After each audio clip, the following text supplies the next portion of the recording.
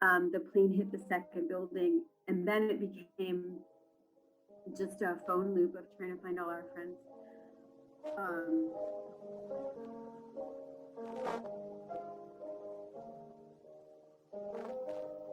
Ooh. Okay, yeah. Welcome, Alex. Hi. Thank you. Thanks for having me, Valerie. It's exciting to be here. Th- Congratulations on your podcast. Thank you. It's really a pleasure having you here. First of all, let's start with this. On your Instagram profile, you in the caption thread from Chicago to Iraq. So, can you elaborate more on that? Yeah, I mean, it's Dream Chaser. And so I had got some really good advice about 10 years ago from a writer, journalist named Jerry Van Dyke.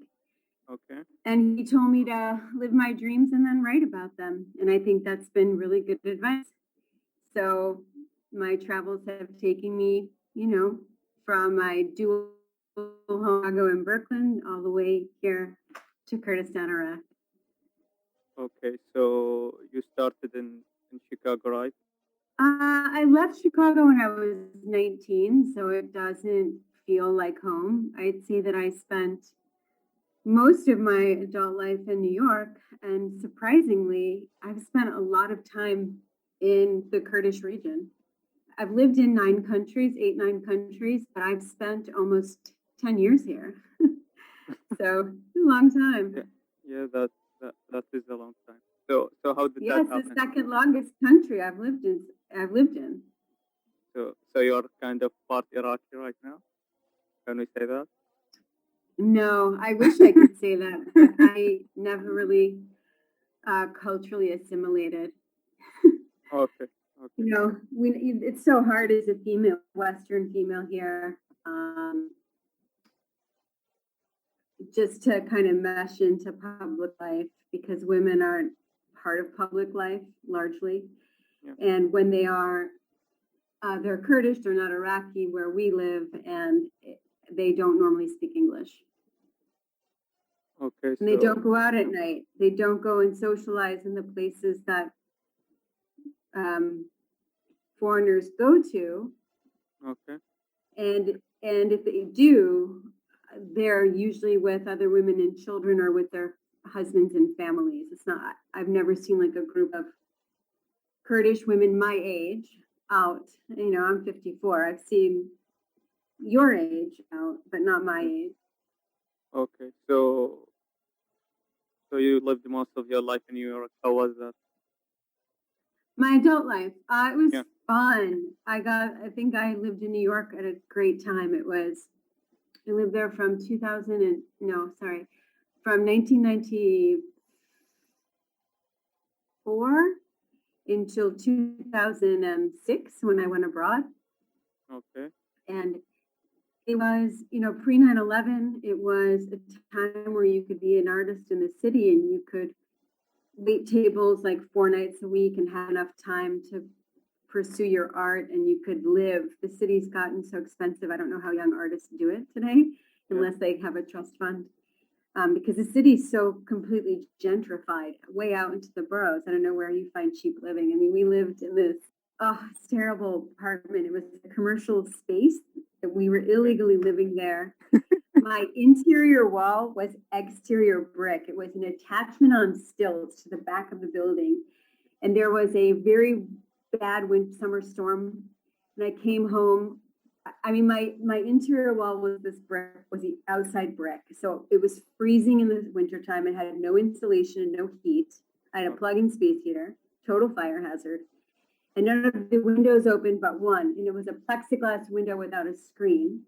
And because, I hate insects and I'm really allergic to bees, I would never keep it open, and no air conditioning. It was super hot, in summer. And it had like a string on it. So it opened up and you had to tie it to the nail to get air in, right?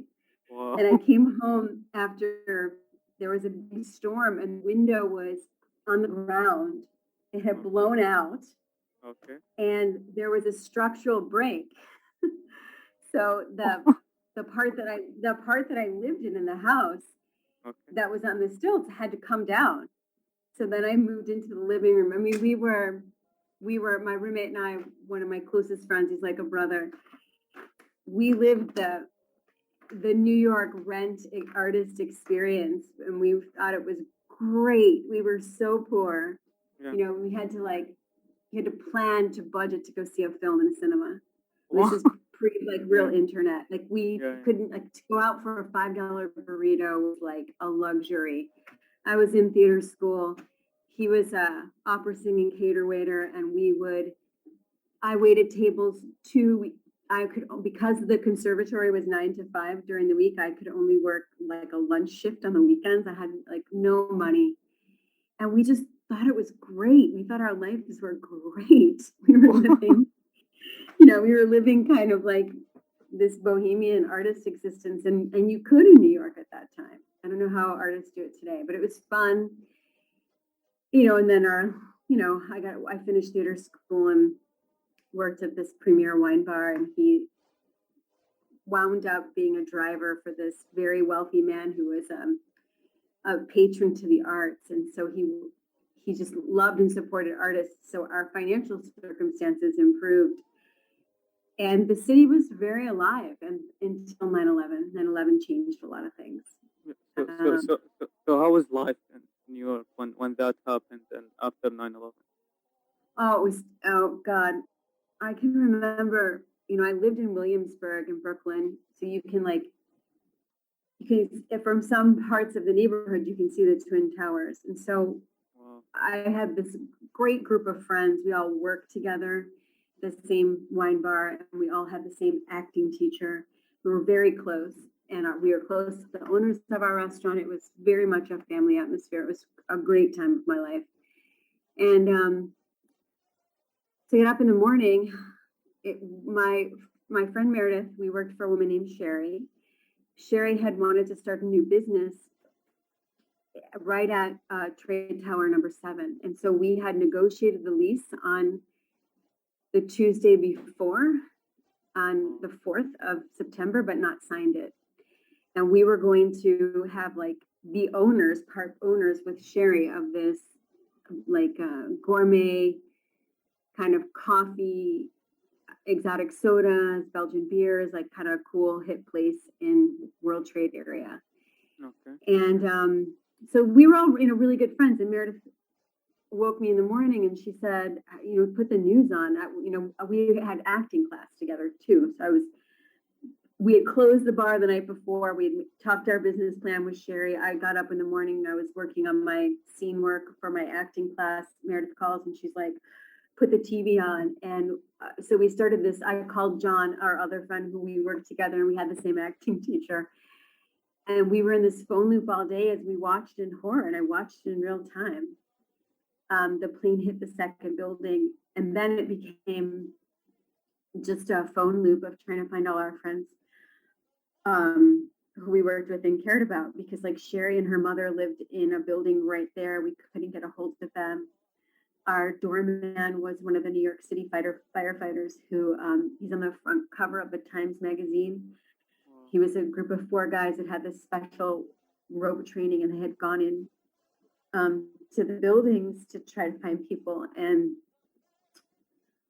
we couldn't find him. And so it was just a lot of, like, that day was chaos, and I couldn't comprehend what I was watching. Like, I still thought I was going to go into acting class, so dumb, like public transportation, all the metro in the city, everything had stopped.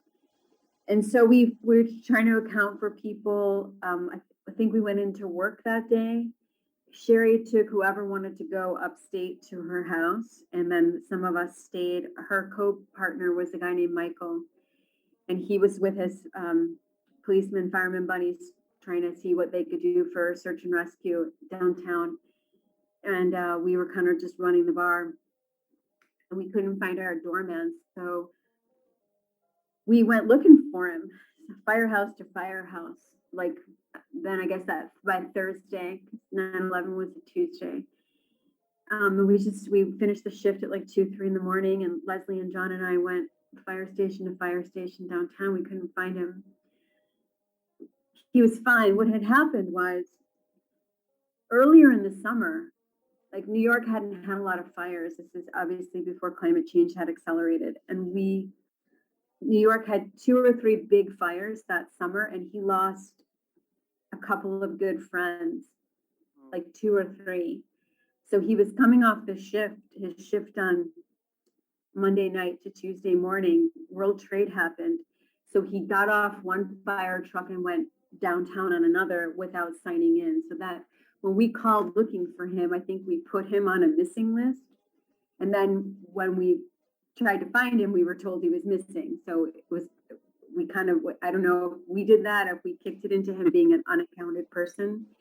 So it's touch and go for a few days. He ended up, he was down there working, but I want to say he was fine, but it really messed him up. Like I remember him telling me he lost 87 friends, firefighters and first responders that he played football with and fought fires with and knew very well. And he said, wives come down here and they want to know, did Johnny go peacefully? Did Johnny go peacefully? And he's like, what am I supposed to tell him? The only thing holding him together was his effing fire suit. And then there was this famous chaplain, Father Mike Judd, who was the Fireman Chaplain, and he died in 9/11. And not a lot of people know this story, but Gary told me he died because when cars were falling, there was a spinning hubcap and it decapitated him. So that kind of stuff really changed the city. I mean, we had a sister restaurant in World Trade. And so our friend Denise was working and they got evacuated within, then like during that next week because they had found an ear on the scaffolding. And you were finding body parts. And our friend Nancy, our bartender Nancy, lived down there and she had all these health complications afterwards from breathing in the asbestos. And it really changed the nature of the city. And it obviously brought us into war. And I feel very selfish even talking about how it affected us when the repercussions on Iraq have been never ending for 20 years and millions of people have died here from the U.S. hubris to invade a country that had nothing to do with, 9/11. So I feel my American privilege, I'm a little embarrassed that I'm talking about 9/11 when there's so many attacks in Iraq all the time. I mean, Turkey right now is dropping drone attacks on Sinjar. So your country is still scarred and being scarred from war. And it's hard to be here sometimes. I just am always amazed that you guys don't hate Americans after what we've done to your country. Some of my students tell me about when they were like 10, 11, 12, 13, and they remember searches and if U.S. soldiers treated them well or treated them badly in their families. And, there are kids who are from like Tikrit and they can remember soldiers shooting family members in front of them during raids. And I'm always amazed that you are able to separate the people from the government because, you look at Americans and they can be, not all, but enough, can be loud and ugly in their viewpoints, in their prejudices. So I'm always amazed at how much kindness I experience in this country, considering the atrocities the U.S. has committed in it, not to mention, just the gross betrayal of the Kurds in 2019 when President Trump withdrew the forces from northern Syria and left a lot of Syrian Kurds the mercy of Turkish forces. I mean, it's like Afghanistan. It's so shameful. I'm so humiliated to be an American at times like this because we are betraying our partners we've asked to come with us on this adventure to build democracy and embrace democratic traditions and principles, and then we leave our partners kind of alone when they need help. I think you summed it all up. The thing is, Anyway, yeah, about the the hospitality that you got and everything that happened to you when you got to Iraq. I think Iraqi people they are trying to convey the best possible image about themselves when they see a foreigner. Most of them, and hospitality is a huge part of our culture. So we've been taught that since a really young age. So and I think a lot of people really do make that distinction between the people and the government because our government isn't perfect as well. I mean, we we also attacked other countries. We also had been in war for 8 years with a neighboring country. So our country isn't as rainbows as it seems. But yeah, I think the things that the U.S. did were a lot more prevalent because they think about being this huge power in the world that your actions really affect people in real life, like when the withdrawal from Afghanistan that happened and how how people died because of that. And do you think that there could be a more strategic way of withdrawing from Afghanistan? That is a question that my ignorance will show. I firstly think that we should have never stayed past the initial reason we went in. Which is to capture Bin Laden, right? Not even that. I mean, some people said that mission was done after 6 months because the Taliban were defeated. I mean, Osama bin Laden had gone off to Abbottabad at some point between, I think, around 2006, and then SEAL Team 6 got him in 2000, I think, 10. But at some point, the U.S. mission in Afghanistan changed from avenging an attack on our soil. And the reason we went into Afghanistan was the Taliban were harboring Osama bin Laden, but they would not extradite him. They would not give him to the United States. Okay. So we went in. I mean, you can decide if you think that's right or wrong. I'm more of a anti-war person. I think violence begets violence, and that the only way we can live in a peaceful world is if we just stop fighting one another. Yeah, I think that's as well. At some point, the mission in Afghanistan changed, and there was no oversight or big picture. I feel like it's really tone deaf and careless the way it was put into action. And it's the usual American hubris that's so infuriating. I mean, we went into Afghanistan with our NATO partners, yet we negotiated this withdrawal without considering our NATO partners. Like, where does that gross audacity come from? It's this American hubris that it is just gross. George Bush kind of set the tone when he invaded Iraq, because again, he kind of ignored what his NATO partners were saying. And if you're in an alliance, you can't act unilaterally. And the US seems to think that they know what the rules are, but the rules don't apply to them. And once they set that action, then all the other nations think that they can act that way too, because it's established a precedent. And you saw it in 2019 with Turkey saying, well, we're going to go into Syria. We're going to take this part of northern Syria so we can Arabize it and have a place for Arab Syrians. And the UN General Assembly didn't say no, like no one did anything. Trump pulled out the troops and Syrian Kurds were slaughtered. I mean, just wow. It's the same frustration when you see how Israel treats Palestinians. And they're just like the spoiled younger kid of the United States. That's a good way of putting it. Yeah, once this airs, I'm probably not going to be able to go to any of these countries ever again. Yeah, if we ever air. It's time to just be truthful about our actions have consequences. And I mean, Afghanistan is so complicated. I don't think you can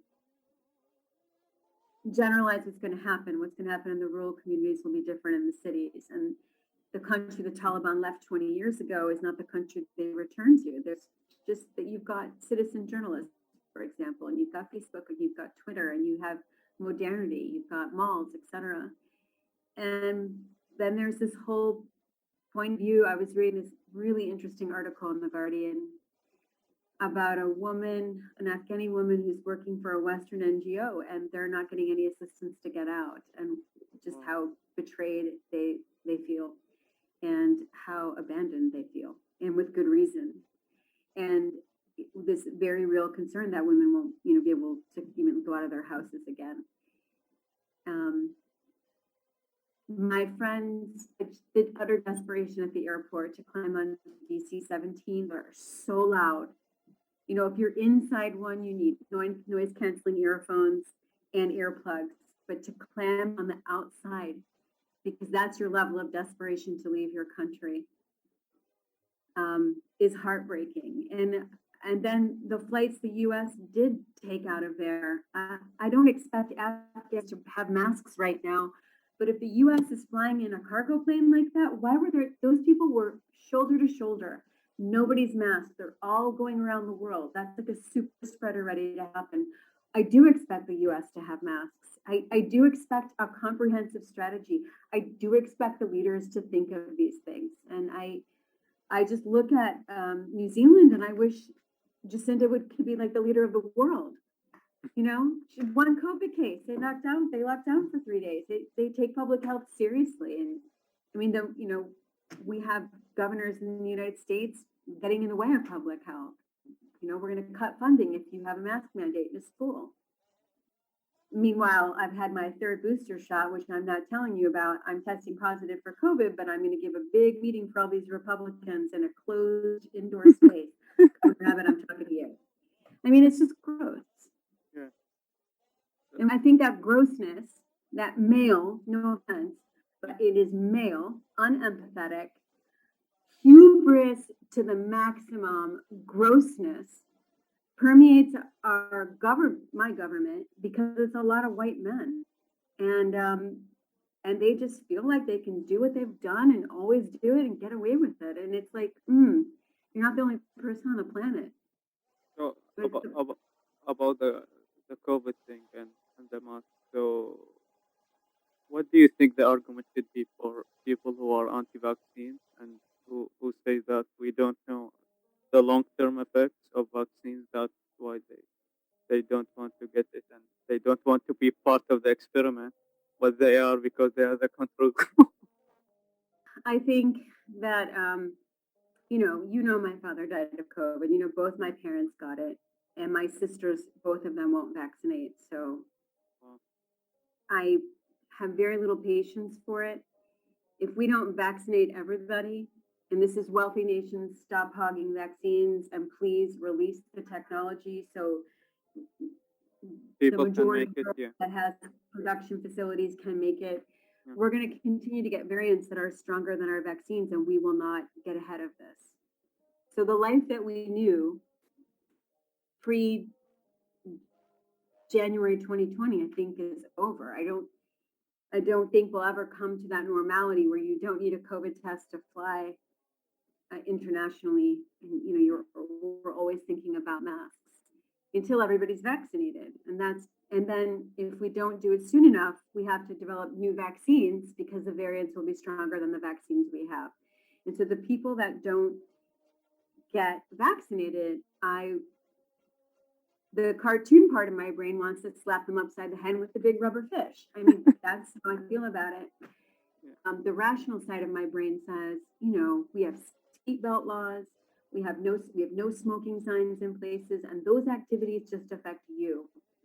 But not vaccinating affects everyone that you go into a public space with. So stop being so selfish. It's not just you. And the people who say it's my freedom of choice, I just want to say, really, where's that love for freedom of choice when it comes to women's reproductive health care? Because that's what a lot of people in the United States will argue. Here, it's harder to talk about because I think you have to think of the cultural identity. And Kurdish cultural identity is still very much influenced by, I think, Anfal. And Anfal was your government leader trying to kill you. And just the corruption that's endemic and rife throughout both Iraq and Kurdistan. I see why people are skeptical. It doesn't help that some health officials here are also spreading misinformation. My friend brought her daughter to get vaccinated, and the person giving her the vaccine said, "This is going to kill you."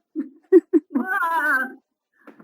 So that kind of stuff is an argument for education, education reform, and critical thinking. But I understand why people here might be mistrustful, but I just wish they would get vaccinated.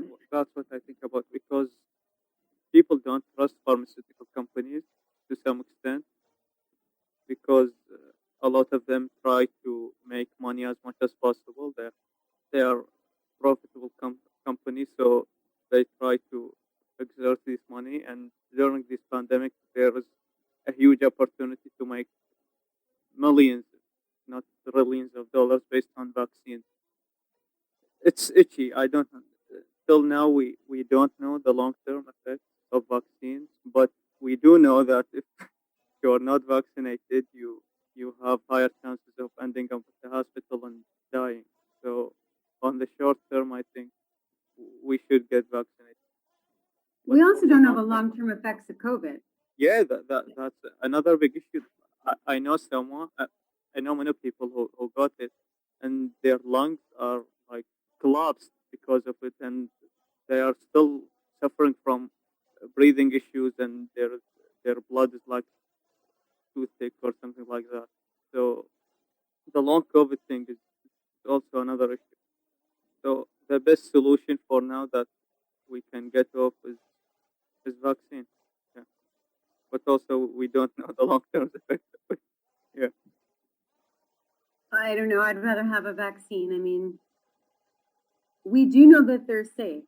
FDA is going to approve them in September. I wish they would do it sooner. Yeah. But there's so much about the disease we don't know. There are a certain amount of people that have a psychotic break, even after like months after they've had COVID. That to me is the scariest thing. That something would rewire in my brain and I wouldn't know reality from non-reality. That to me is right there. I'll get a vaccine. I think it's a really good decision to make right now, because even though we don't know what it might do to you in the future, but it's the best thing that we can do for the present, in my opinion. We don't know what inhaling the remnants of all the bombs we explode all over the world do to us either, and yet we do them. You know what I mean? Yes, yes. To elaborate more on what you said about like the events of 9/11, I've been listening to a Lebanese podcast. It's called Saturday After Dinner. They went into real details about the 4th of August explosion that happened in Beirut, and it's really like the scene there. It's really similar to what you described about like calling people that you know to make sure that they are alive, and going there to fix the place and take out like corpses and identifying them. So it's really shitty that we are in this century, but we are still dealing with this stupid decision and these incompetent figures at power places, because they really don't deserve to be there, and they really don't think about how their tiny decisions might affect people on the long term. Yeah. Yeah, and then there's the whole case of privilege, WASTA for you guys, based on skin color for my culture. Yeah. And then, wealth and connections basically everywhere in the world. I don't know how we will solve it. Do you think it will be solvable in the future? That people, what solvable? People. I'm now being hippie right now, but can we really live peacefully in the world? on the run. And I hope so. I mean, I started work for a new organization, and their whole ethos is that we can stop war. We can stop the next war before it starts by taking care of people and loving them as they are for who they are, even though they're different, and to believe different things and give space or make space for them to have their different beliefs. And that part of the way of stopping the next war is going in and giving immediate aid and relief, and then giving skills to in creating job opportunities so people can be self-sustaining, and then being in communication and being in communion even with people who are different from us, and making space for their difference of beliefs. It's very hard to put into practice. The last one, I think the first two are pretty easy, not easy, but they're doable. You know, yeah, we see people do them, organizations, but the problem comes, I think, because people always want to think they're right, show you that they're right, and force you to accept that they're right, and then change your way of thinking instead of just saying, well, okay, you can think what you want to think, but you have to give space. And so, all right, theoretically, how do you do that to someone who wants to annihilate you, right? Well, they also have to come with a mindset of, I'm going to give space. And that's where I think the work needs to be done. Your generation, I feel so bad. We've just wrecked this world for you, my generation, because between climate change and public health issues, I just feel like the 20s are going to be this decade of despair. I mean, your education's been completely disrupted for 3 school years now, right? 2021 and going into 2022. I don't know. I mean, some days I'm not hopeful, and I feel like, wow, if I were 20, what would I be thinking? You know? yeah, that's true. But I think also struggle kind of have an impact on you that make you a better person.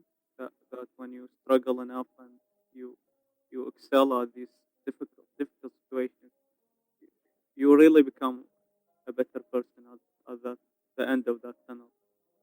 Because like you take a look at the entire time span of human beings, even though that there are wars now and we can blow ourselves up with nuclear bombs because major country have these, but we haven't yet. So that's a good thing. And the amount of wars and people getting killed in wars has decreased a lot in this century. Even though that there are still people who are dying in terrorists, but it was like fucking wild.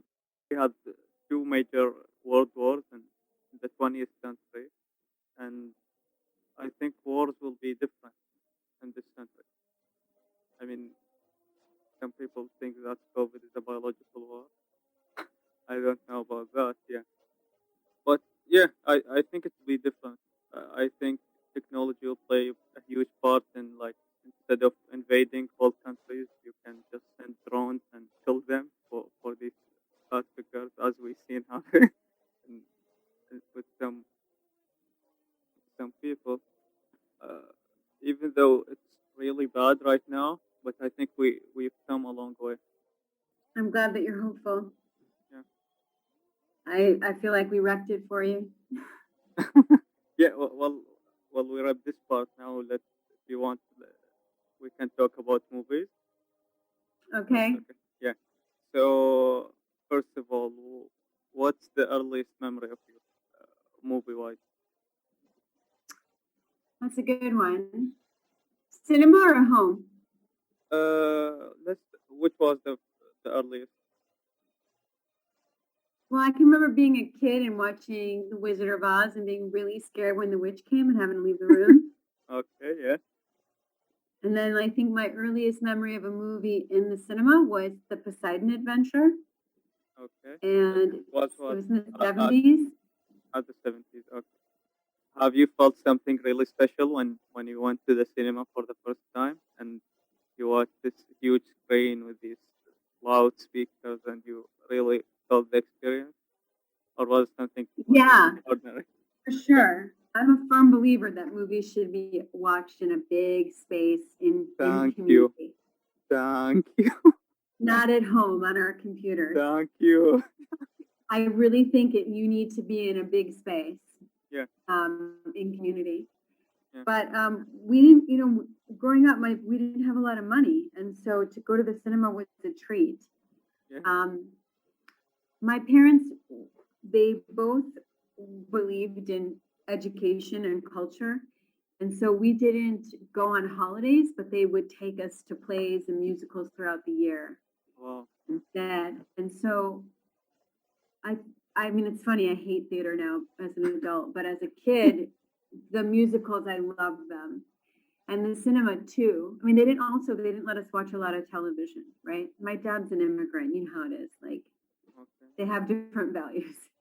They work Okay. really hard.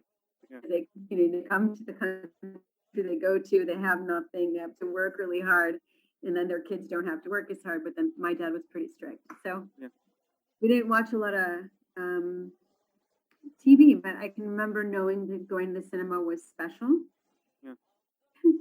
And my mom is so Catholic that I can remember being like 5 or 6 and watching this movie, and it's a disaster movie. Like they're on a ship and it's sinking, Yeah. and that they're like climbing up to the boiler room or something, and this woman's like in an evening dress and it like rips off and she's in her underwear. And because of my Catholic upbringing, I was like shocked and horrified for her that she was in her underwear. And then I was like worried about her immortal soul because she was in her underwear in front of people. I'm like, I remember this part more than the rest of the film.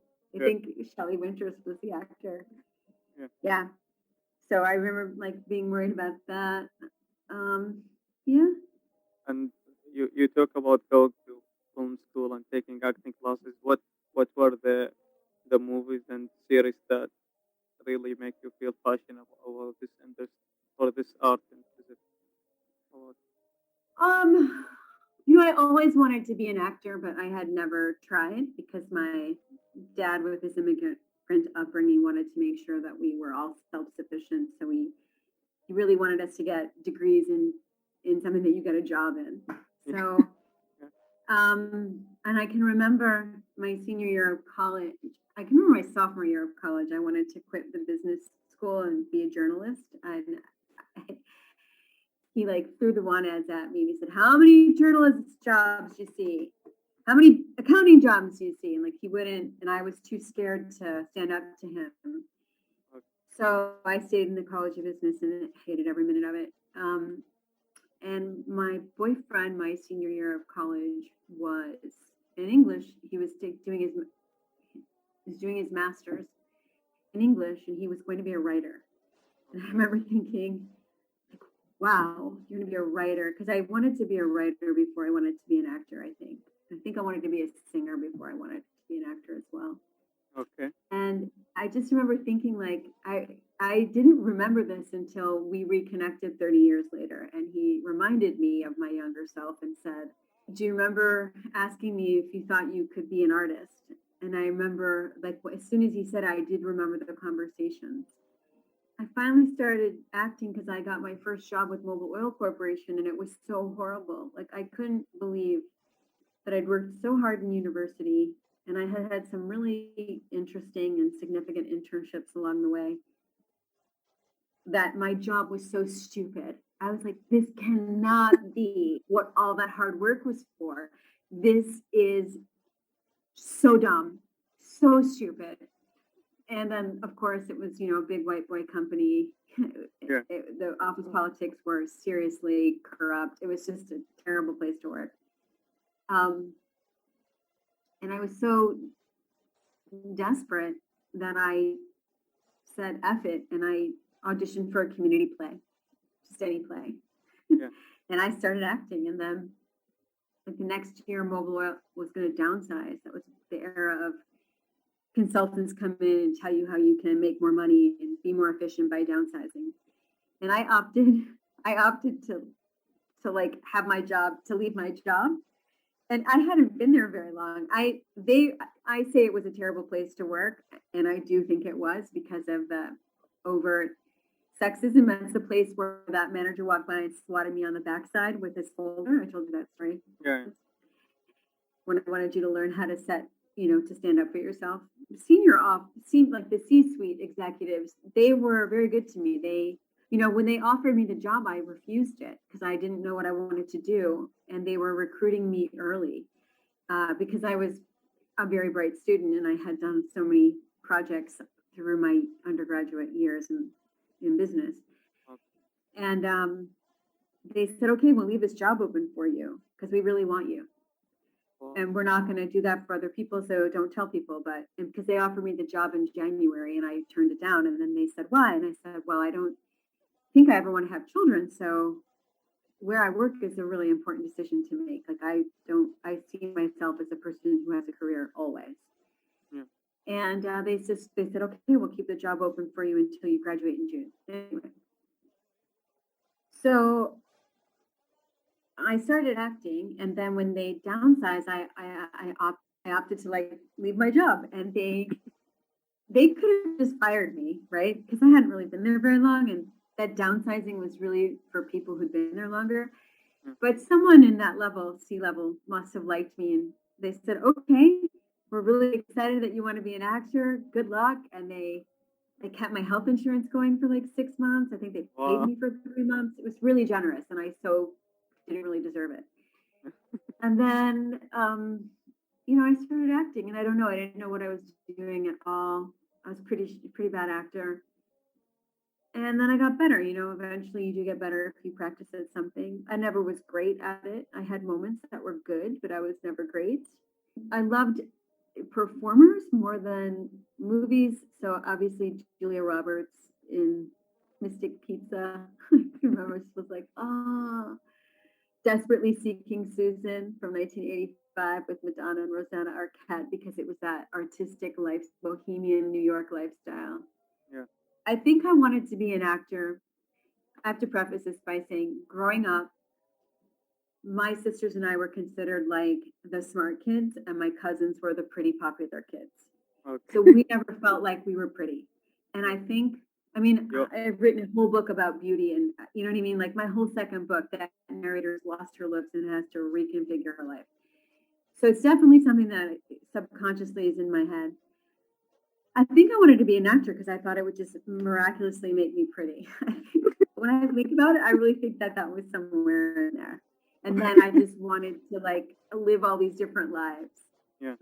You can't do that. So there was pretty shallow, but then stories would get to me, and I was always a voracious reader. So I would read loads of plays and lots of fiction, nonfiction. I would, dramatize passages from fiction for auditions and stuff, and it was storytelling. So Eternal Sunshine of a Spotless Mind is one of the first movies that made me think, I really think writing is way cooler than acting. That movie I remember that story just kind of blew me away. And then It's a really good one. Yeah, really good movie. And it was revelatory at the time. People weren't telling stories like that. But then I got mediocre to okay, pretty good as an actor.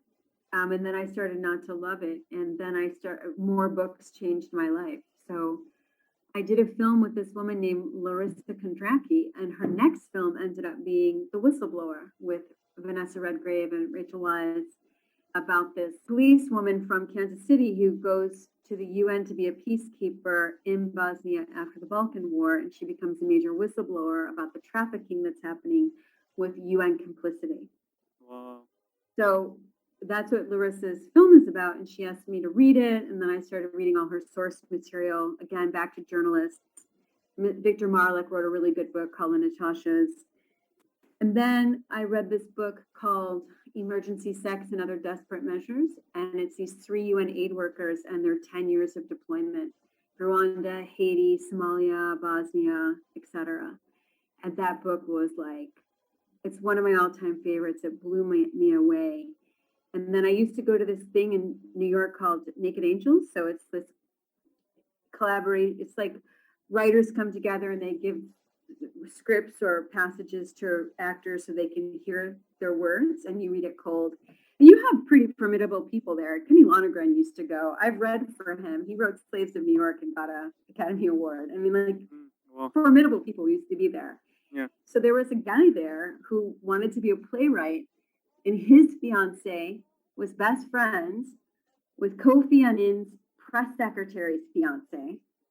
Okay. So Kofi Annan was the big shot in the UNN. So this guy at Naked Angels was like, "Do you want to meet his press secretary?" And I was like, "Yeah." And so we talked. I was like, "How do I get into aid work? I didn't want to act anymore." And so we met in New York, we had a drink, and he was telling me, and he's like, "Well, how did you go, like, wanting to go from acting to this?" And I told him about Larissa and her, and like the source material she had based her screenplay on, and then Emergency Sex. And he said, "Look at the back in the acknowledgments, you'll see my name," because this guy had been in missions with them in Burkina Faso, and it just blew me away. Then one of the writers of the book was in town from New Zealand, and the guy called me, the press secretary guy said, "Do you want to meet him?" I was like, "Oh, yeah." It was an Alice through the Looking Glass moment. Like, I'd read the book a gazillion times. I knew it word for word. And I was sitting there with one of the writers, and it just changed my trajectory. I knew I had to explore this. And so I tried to find a job in aid and development, but didn't have a transferable skill set. So I certified to teach, thinking I could get international experience and then start volunteering. And that's what I did. This is how you started in the writing business?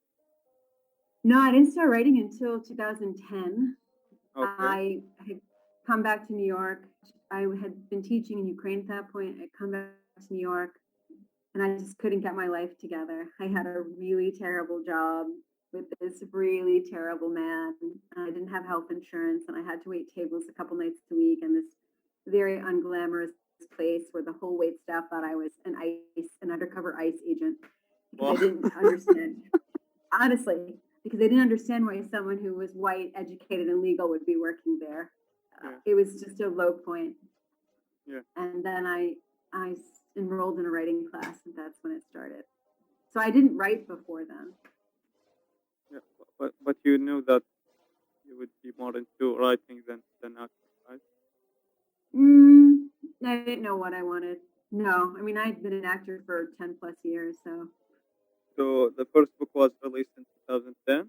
No, I started taking classes, and I was a terrible writer, and you could do these exercises, and mine suck. And then I took a bunch of classes at the writer's studio, and then I came to Kurdistan to teach, and I was still taking the classes online. I would get up at 3 a.m. and take class on Thursday to Friday morning at 3 a.m. our time. And my writing got better, and I got to be one of those writers that everybody, because it was online, and you would do this interface, and you had to review 3 writers, and I got to be one of those writers everybody liked to read, because I would write about. I always was incorporating what was happening in Kurdistan. And then I decided to go get my master's in creative writing in 2013, and my thesis was half of my first book. So that I didn't start writing that first book until, I'd say, 2014 or 2015. 14. I think I finished that. I started writing the book in 14 because that was my master's thesis, and I finished that book for the end of 14 or 15, and then it took a long time to find a publisher, and then he sat on it for 2 years, and it didn't come out until 17. So 2017 was the release of the first book. Yeah, 2017 was the first book. Then what happened, like, afterward, regarding, like, your writing? It was a tiny micro publisher. He didn't even edit it. We edited it. My mom and I edited it and proofread it. It was terrible. Okay. And I entered it into a contest, the Eric Hoffer Awards, and they loved it. They made it a finalist in 4 categories. It just did really well. It didn't sell well. It had no marketing behind it, but it got a lot of accolades. It was a 35 over 35 book winner, debut book award winner. But the Hoffer Awards were great. I mean, they made it a finalist in all these categories. I was really touched by it. My second book was with a better publisher, but still an indie publisher. He was a really good editor, though. He definitely made the book stronger. Yeah. We would go back and forth about punctuation. He was a great editor. He is a great editor. He's not dead. He is a great editor. But he doesn't know much about marketing. That book didn't sell that well. Yeah. And the third book got postponed because of COVID. It comes out in March. It comes out on International Women's Day. Yeah. In 2022. January, yeah. Huh. And then the fourth book comes out in June of 2022. Another indie press, but the woman who runs that press is really on her game. She's very organized, very professional. So I think that book will do better just because it's in a better house. Okay. So for people who want to get more information about your books, where they can find it when they get to read? I have a website. Okay. I have a terrible website that I made myself. Terrible. Okay. I will leave it in the description. If anybody wants to help me make a website, feel free. Okay. We will put a petition for that. Yeah. So I want to talk about language in particular because you improved my language significantly, and I want to say that the 10 weeks that we spent in the APP program were like arguably the best educational period that I ever been through in my entire short period of life. And thank you. Yeah. I always look back on these 10 weeks, and it was really too good to be true. And that's one of the reasons COVID hit, because like it was a lot of too good to be true, and then we got back to reality. Thank you for saying that. Yeah. I really appreciate it. I should have left the university after your cohort because it was the best cohort I'd had and ever. It would have been a nice high note to leave on. Yeah, well, so it was fun. We had a good time. I really enjoyed those 10 weeks as well. I mean, we did assignments while listening to Bohemian Rhapsody. Of course we did. Yes. Yeah. The thing is, I want to talk about because like I am trying to get into learning new languages, but I think one of the best ways to learn a language or to really get use of the language is to get into the culture behind that language. So I think they go hand in hand, which are like a lot of words are they're similar words, but in every situation you have to use a word for that situation, and that goes back to your knowledge about the culture behind the language.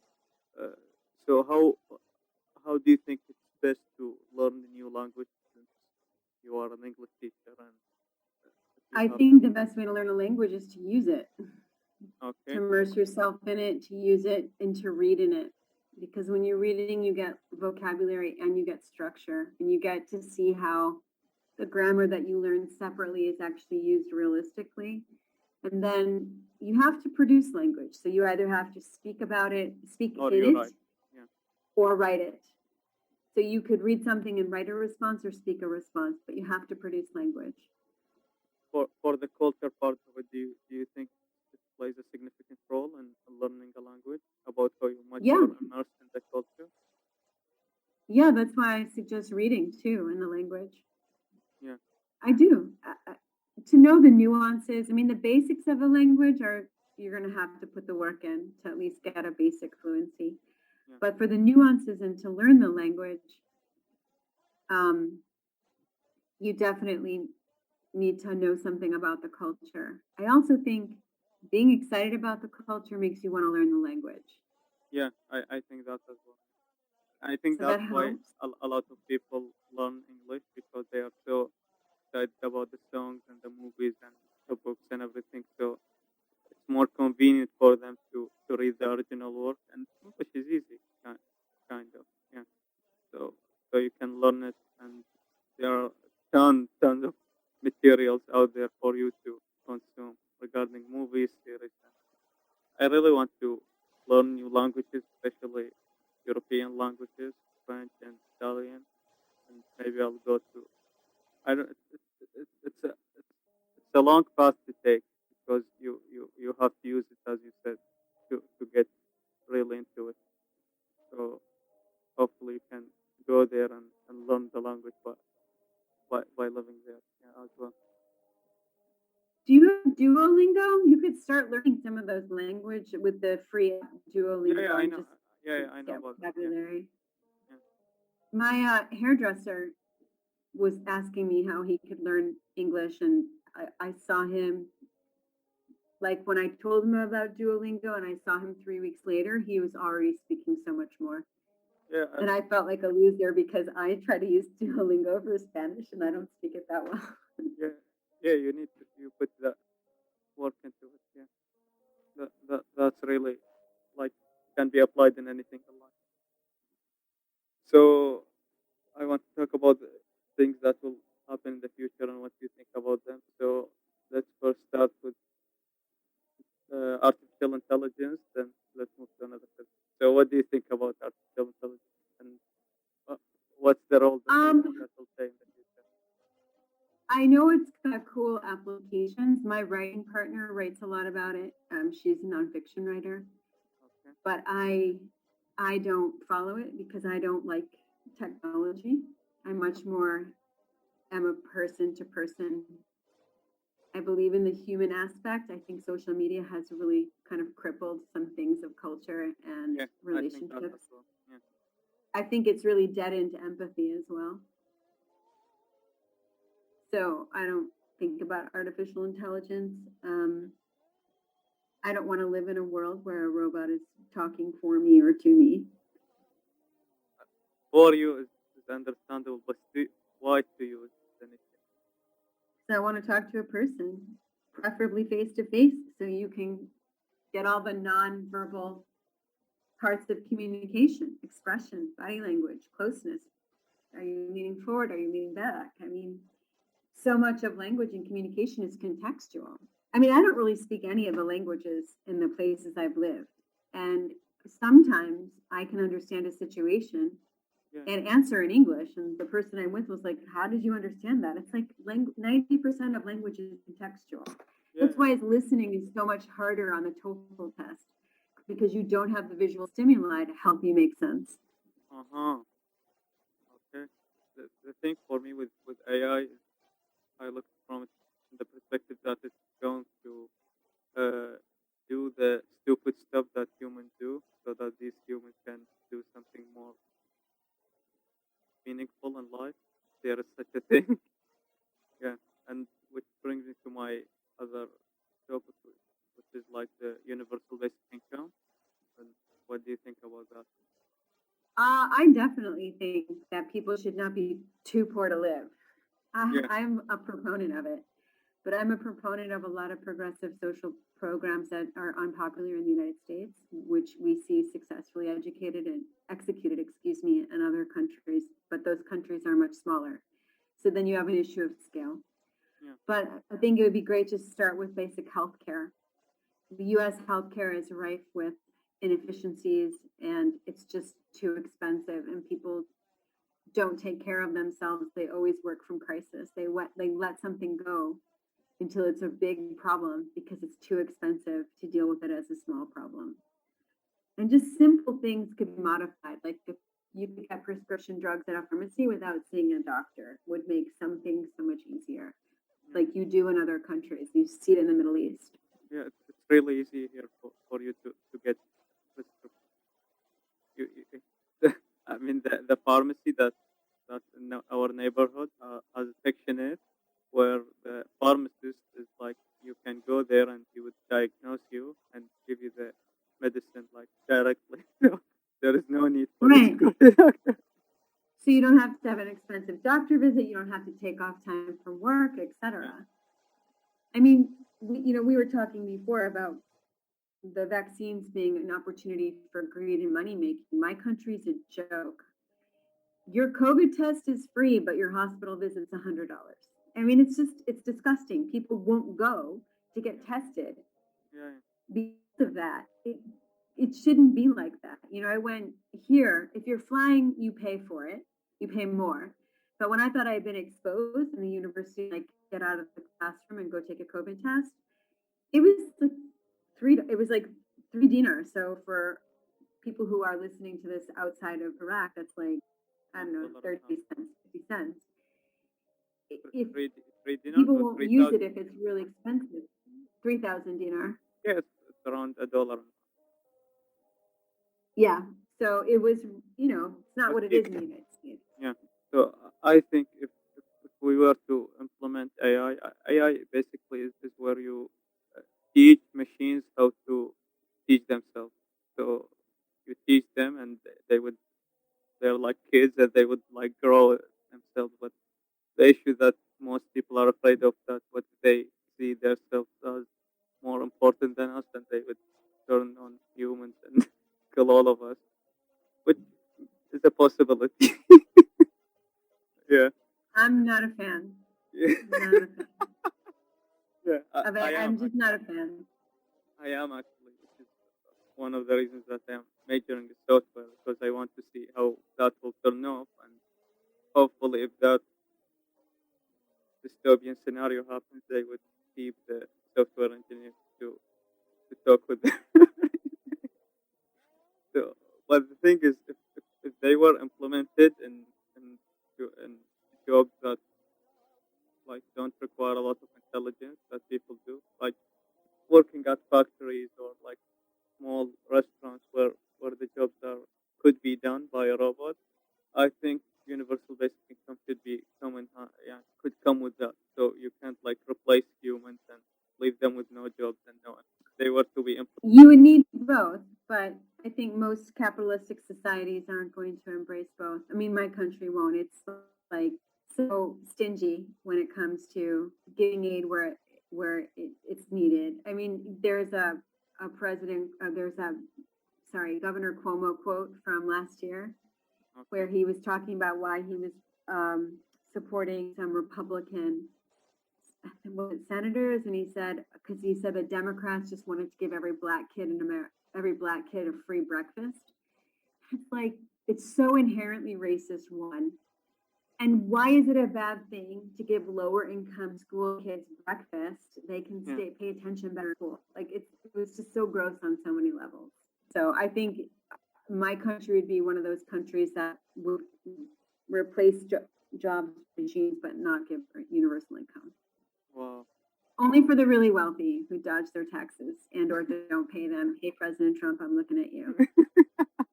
I mean, everybody. I mean, was it Jeff Bezos that didn't pay any tax either? Ugh. Honey, I gotta go. I have a 5:30 appointment. I'm really sorry. Yeah. It was a real good one having you here. Thank you, and I'm as I said, stoked to be here. We can do these again. I we can't wait will. to see real life though. We will. We will definitely will do that. So thank you for being here, and thank you for giving us the the best 10 weeks that we had in educational institution. Yeah, and Oh, you good have luck. no idea how much that means right now because I have a cohort that's not very pleasant and it really means a lot. Okay, and have good luck with your next few books. We said you can see them Thanks. down description, and yeah, that's it. Have a good day. Thank you. I'll see you soon, hopefully. Yeah, hopefully. Have a good day. Bye bye. Bye.